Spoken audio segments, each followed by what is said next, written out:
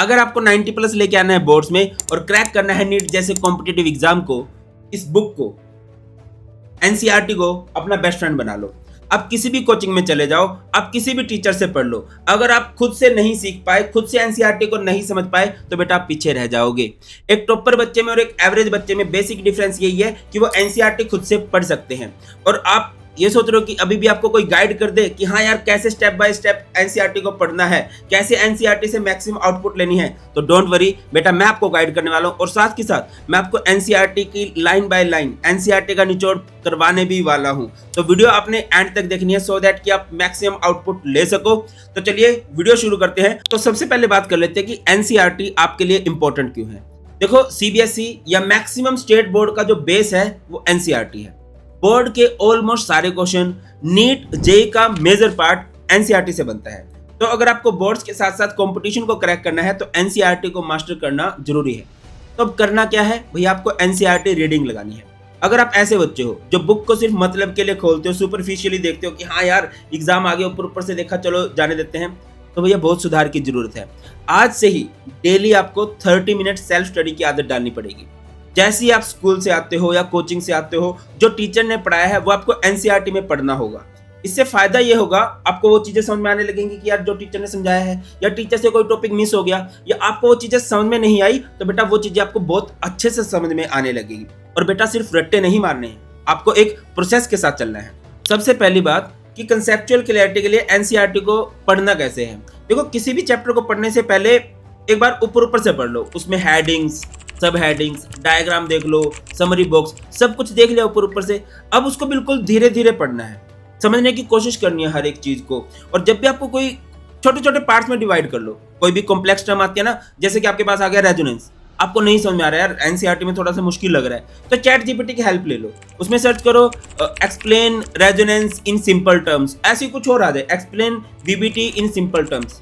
तो उससे क्या होगा, ये आपको कॉम्प्लेक्स टॉपिक भी बहुत इजीली समझ में आने लगेंगे। आपको फिजिक्स और केमिस्ट्री की कॉम्प्लेक्स वोकैबुलरी में नहीं घुसना है। फिजिक्स और केमिस्ट्री के लिए बेटा बहुत सारे फॉर्मूलाज आएंगे, डायग्राम्स आएंगे, डेफिनेशंस आएंगी, तो अपने नोट्स भी साथ साथ बनाते चलने हैं। नोट्स बनाने के लिए सबसे जरूरी होती है अंडरलाइनिंग। वो कैसे करनी है वो भी मैं आपको बताऊंगा। और जब आप पढ़ रहे हो तो साथ के साथ इंपॉर्टेंट टॉपिक्स को हाईलाइट जरूर करते चलना। फिजिक्स केमिस्ट्री में तो कॉम्प्लेक्स वोकैब में नहीं घुसना है, बट बायो में तो कॉम्प्लेक्स वोकैबुलरी में घुसना पड़ेगा, वहां पे तो आपको रटना पड़ेगा। बाकी मुझे कमेंट सेक्शन में जरूर बताना कि बायो के कौन कौन से वर्ड हैं जो आपको बहुत कॉम्प्लेक्स लगते हैं। नेक्स्ट क्वेश्चन राइज होता है, हाउ टू अंडरलाइन एनसीईआरटी। देखो, जब आप फर्स्ट टाइम एनसीईआरटी खोलोगे या अपने नोट्स को खोलोगे तो आपको हर एक चीज इंपॉर्टेंट लगेगी।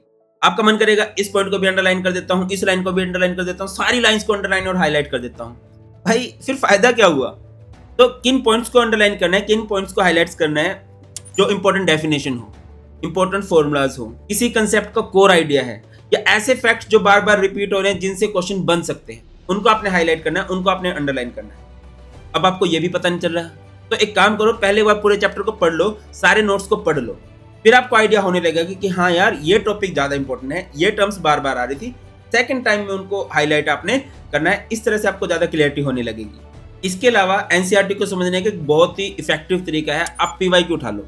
अगर आपका गोल है नीट क्रैक करना तो नीट के पीवाईक्यू उठाने हैं, और अगर आप बोर्ड्स में अच्छा स्कोर करना चाहते हो बोर्ड्स के पीवाईक्यू उठाने हैं।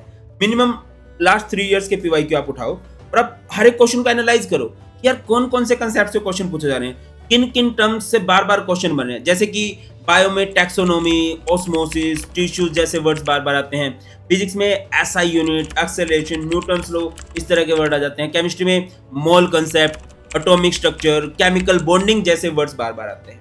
तो बेटा इन वर्ड्स को आप अच्छे से हाईलाइट करते चलोगे, इन वर्ड्स को बहुत अच्छे से फोकस करते चलोगे, तो आपको एग्जामिनर का पॉइंट ऑफ व्यू क्लियर होगा कि वो किन टॉपिक्स को इंपॉर्टेंट मानते हैं, वो किन वर्ड्स को इंपॉर्टेंट मानते हैं। और इससे क्या होगा कि आपको कोई भी इंपॉर्टेंट कंसेप्ट मिस नहीं होगा।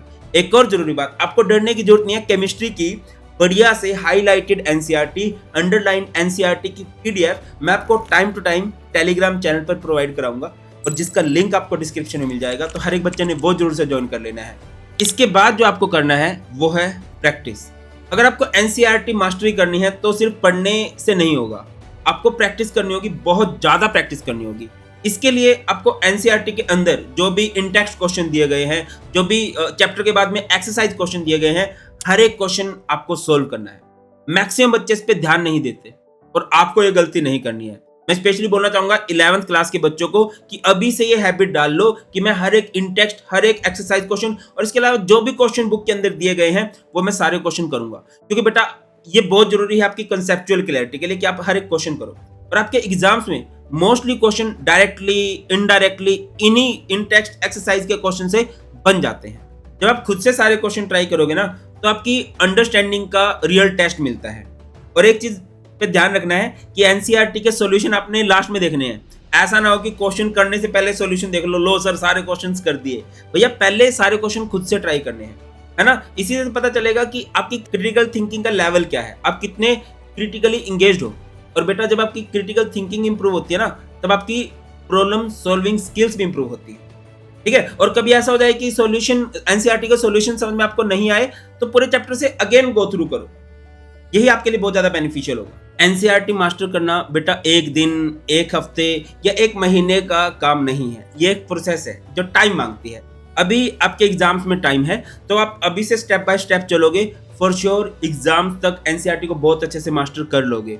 और आपने एनसीईआरटी को अच्छे से मास्टर किया है, इसके लिए एक पूरा आपको ट्रैक रखना होगा जिसमें कि आप जैसे ही चैप्टर खत्म हो उसके फॉर्मूलाज, नोट्स को रिवाइज करो। जैसे ही आपके पास एग्जाम डे जाए पूरी formula sheet, important notes, highlighted NCERT की पॉइंट्स को रिवाइज करो। रेगुलर क्विजेस देते रहो सो दैट कि आपको अपनी रिटेंशन का पता चले कि कितना डाटा आपको याद है। और मोस्ट इंपॉर्टेंटली हर दिन जब आपका खत्म हो रहा है तो शाम को रिवाइज किया करो कि आज मैंने क्या पढ़ा है। वीकेंड पे 2 घंटे सिर्फ और सिर्फ आपने रिवीजन को देने हैं। अगर आप इस तरह से रिवीजन करते हो ना तो आपको कोई भी एग्जाम हो आप बहुत इजीली क्रैक कर लोगे। और बेटा ये था आपका एनसीईआरटी को मास्टर करने का ब्लूप्रिंट। आई होप इस वीडियो ने आपकी बहुत हेल्प की होगी। एंड अगर आपको कुछ भी वैल्यूएबल लगा है तो आप इसको अपने फ्रेंड्स के पास शेयर कर सकते हो। और कुछ भी आपके डाउट्स हैं तो आप कमेंट सेक्शन में बताना, फॉर श्योर मैं आपके रिप्लाई करूंगा कि हाँ यार इस तरह से किया जा सकता है। और बहुत जल्द मिलते हैं नेक्स्ट वीडियो में, तब तक ख्याल रखिए। God bless you all, please take care.